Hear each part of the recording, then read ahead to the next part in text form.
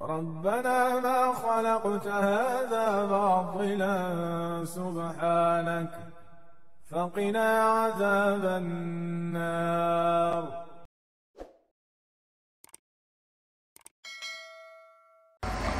Saya katakan, berapa kali saya katakan, bahkan beberapa di feed di Instagram saya sampaikan bahwa sebenarnya mengobatin penyakit degeneratif, apa susahnya dengan menggunakan 8 plus 3 plus B. 8 itu apa? Puasa Senin Kamis. 3-nya apa? Puasa ilmu bid. B-nya apa? Berbekam. Pasti turun kolesterolnya. Kenapa manusia tidak mau melakukan itu? Nafsu.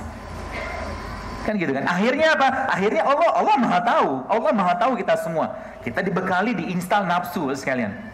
Nafsu, dikasih nafsu. Tapi subhanallah, ya, dengan nafsu tadi kita bisa menjadi pilihannya, kalau nggak jadi malaikat, lebih tinggi dari malaikat, atau lebih rendah, maaf, dari hewan. Kan gitu. Maka kalau kita dikasih pilihan, kalau Anda dikasih pilihan, atau kita semua dikasih pilihan, antara makan sama tidak makan, coba lihat. Pilih yang mana? Kalau saya pilih makan. Kan gitu kan? Kalau saya pilih makan. Karena manusia sukanya makan, Allah wajibin mereka untuk tidak makan. Namanya puasa Ramadan. Coba lihat. Dan sel-sel tubuh kita itu perubahan atau apoptosis itu dia membunuh sendiri. Dia bunuh diri sel gitu kan, untuk menghancurkan sel-sel yang rusak, itu terjadi pada 11 sampai 14 hari.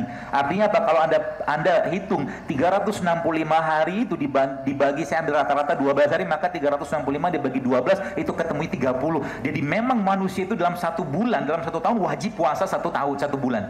Subhanallah. Itu puasa Allah. Ada SOP-nya. Mobil Toyota ada onderdilnya, ada perawatannya, rutin bulanan, tahun sekali. Manusia juga sama. Ada perawatan tahun, namanya puasa Ramadan. Puasa Ramadan gak dijadikan sebagai ibroh atau manfaat yang luar biasa. Sehingga apa? Ramadan lebih sibuk dengan apa? Makan apa, buka apa, sahur apa, buka bersama dengan siapa, tapi Al-Quran 1 juz pun tidak terbaca. Betul? Maka menangislah kita. Ya. Menangislah kita. Kenapa? Ketika ada 1 malam terlewatkan kita tidak tahajud, maka itu malam tidak akan bisa terulang, demi Allah. Menangislah kalau seandainya ada timeline kehidupan kita nih, tak satu pun ayat Allah yang dibaca di situ, maka tidak akan bisa diulang, Bapak sekalian.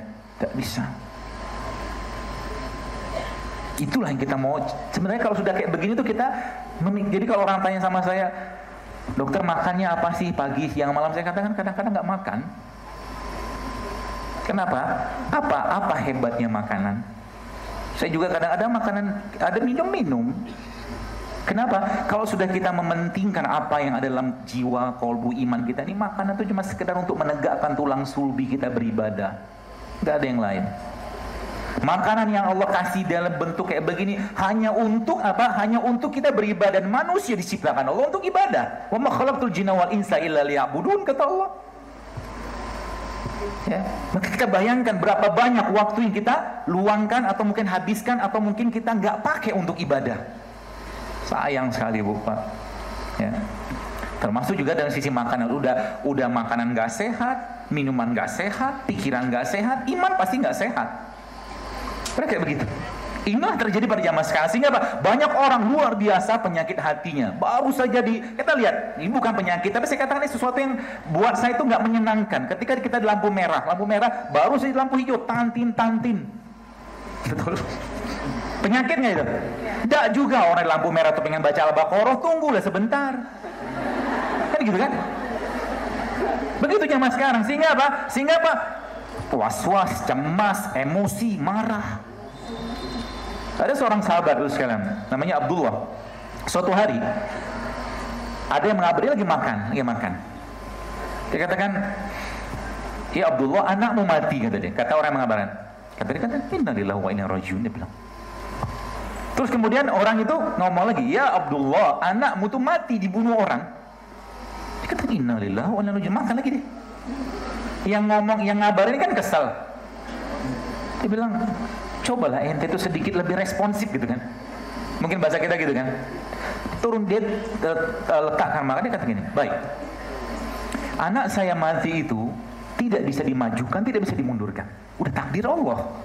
Makanan yang saya makan sekarang ini, itu takdir yang harus saya dapatkan atau saya lakukan. Selesai saya makan, saya akan urus jenazah anak saya." Itu iman tuh kayak begitu. Saya kemarin subhanallah mencoba berlatih.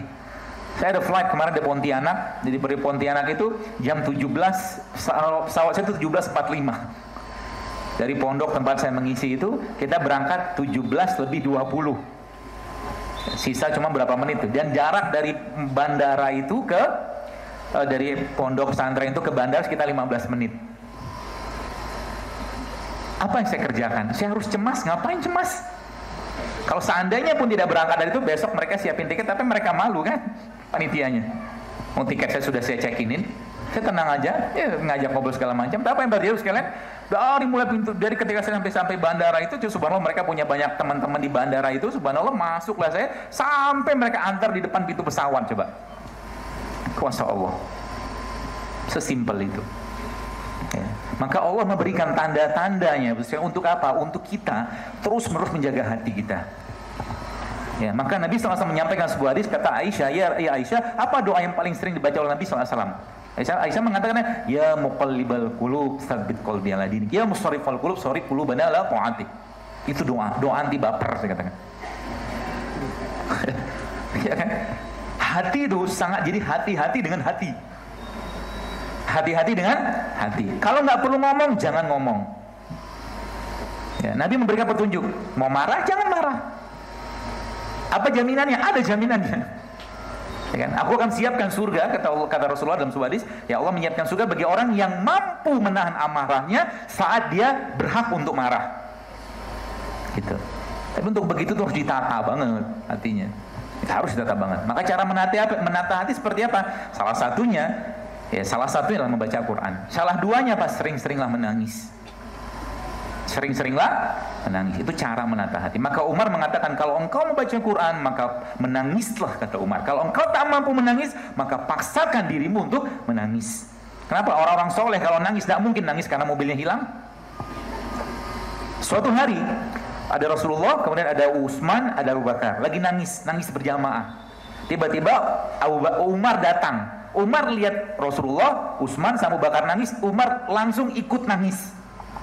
Kenapa? Karena Umar tahu tidak mungkin Rasulullah menangis karena urusan dunia. Nah, ternyata benar saat itu, karena muncul turun wahyu yang membenarkan perkataan atau pernyataan Umar bin Khattab radhiyallahu anhu. Oke.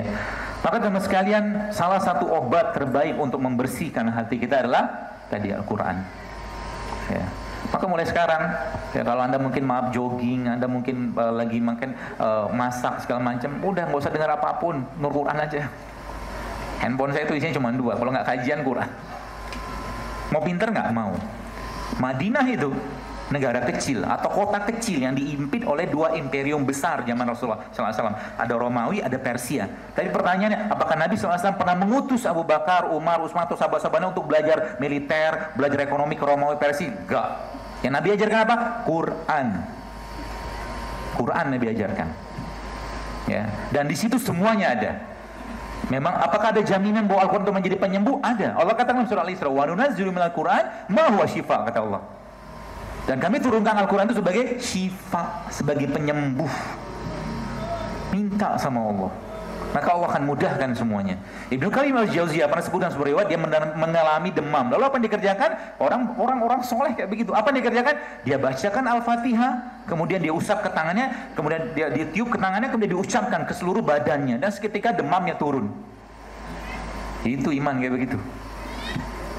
Apakah kita tidak bisa seperti itu? Sebenarnya bisa kalau mau aja, tapi tidak tata imannya itu.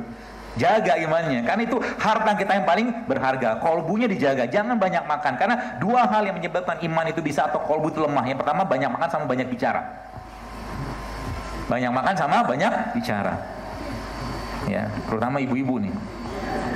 Kalau nggak penting nggak usah ngomong. Ya, kalau nggak penting nggak usah ngomong. Cari teman yang bisa membuat Anda lebih baik. Setiap hari teman itu ngajak ngerumpi, ngajak ngobrol, ngelur-ngelur nggak jelas, nggak usah berteman sama dia. Pilih teman. Ya. Sebab apa? Agama seseorang, kata Nabi SAW, akan dipengaruhi oleh dengan siapa dia berteman. Gitu, pilih teman. Kalau saya memang milih banget teman. Milih banget. Ngapain berteman dengan orang yang nggak ada faedah untuk kita? Ya, seperti itu.